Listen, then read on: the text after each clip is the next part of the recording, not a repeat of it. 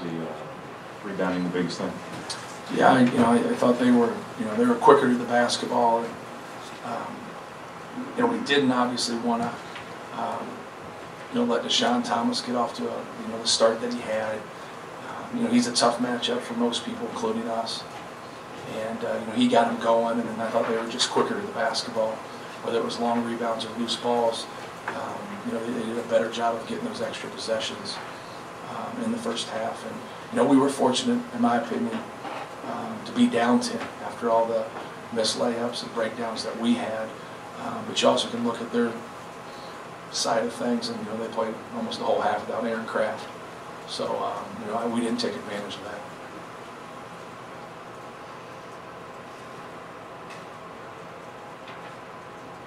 Matt, what did you think of Ronnie's play?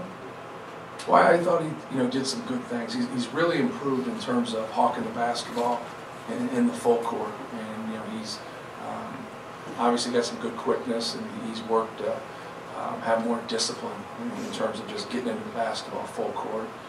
I think we got to do a better job of helping him, especially in ball screen defense. I think I got to do a better job of helping all of our guys, especially Big AJ, of doing some things, of trying to get the basketball corralled and stopped. But no, Ronnie's done some good things for us. He's getting the ball where he wants it. Now we just got to complete more plays, make our free throws. But he's obviously learning a lot on the fly. But he's competing. He's competing, and anytime you face a quality team like Ohio State and you're the point guard and your team only has 6 turnovers, it's pretty impressive. Coach, what do you attribute these struggles right out of the basket to? Yeah, it's obviously you don't work on missing layups.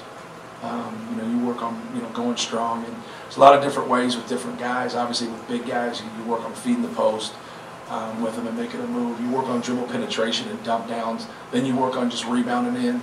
Them getting a rebound, keeping the ball high.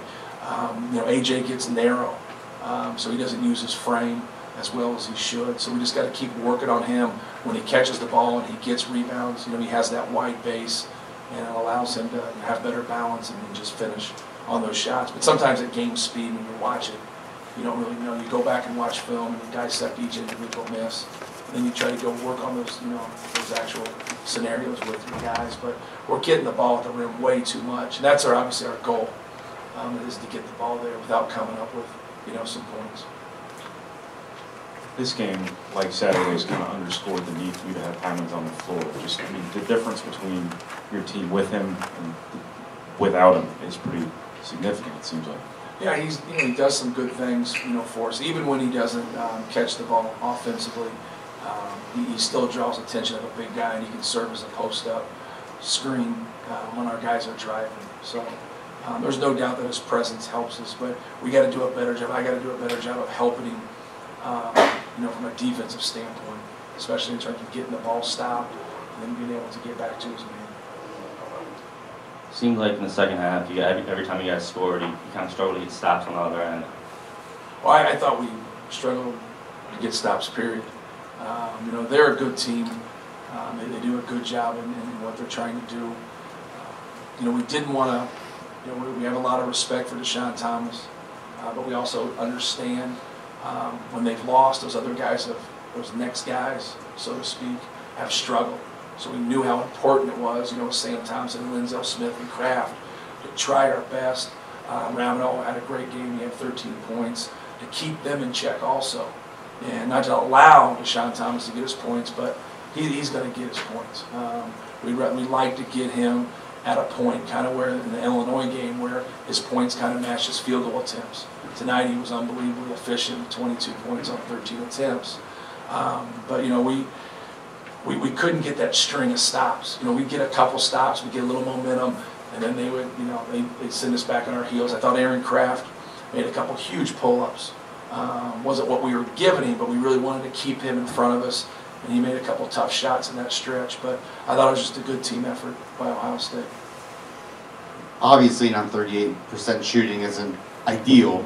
Do you attribute that to Ohio State's defense or to poor shooting? A little bit of both. The ball's getting to the rim a lot for us to be only 38%. I think their length had something to do with us not finishing at the basket. We just have, 5 to 10 possessions where they're demoralizing for us. Air balls, quick perimeter shots, it's contested, and it sets us back more than a possession. We had it 4 or 5 games ago. We really improved in that area. Tonight it came back, and especially in the first half. You do good things and you miss a layup. No one's trying to miss a layup, but when you pass it one time and take a bad shot, it's hard. It's hard then as to run good offense from that. But we just got to do a better job of finishing and then try to eliminate those bad possessions. Matt, how'd you think Rayfeld played? Well, I thought he did a good job of competing. He had to guard Deshaun some, and going there, we obviously played small, and that helped us to a degree. It allowed us to spread the court a little bit, and but I thought he made good decisions. I thought he played hard, and Ray's a good listener, and he's a hard worker, puts in time on his game, and he's going to be a good player for us. Take one more. Right. They had it down to 6, 3 minutes to go, and just kind of what didn't happen after that to allow you to kind of stay within that range? Well, it's kind of what I talked about before. We get on the break, I don't know how we get the basketball, whether it's on a turnover or a missed shot, and we miss that layup on the break. Then we get the rebound, we miss the other layup, and then the ball goes out of bounds. And then once we do get it back, we don't score. We had to send that to 3 or 4 at that time. I think it was at 6, if I'm not mistaken, when that happened. That was a key part of the game for us. We just didn't put the ball in the basket, but we had the ball where it wanted to be. Sometimes you don't put the ball in the basket and you don't have the shot that you want. In my opinion, we're getting the shot that we want. You had a fast break layup and you got to put back, and you just don't convert it. We just got to do a better job of converting it. Thank you. Thanks.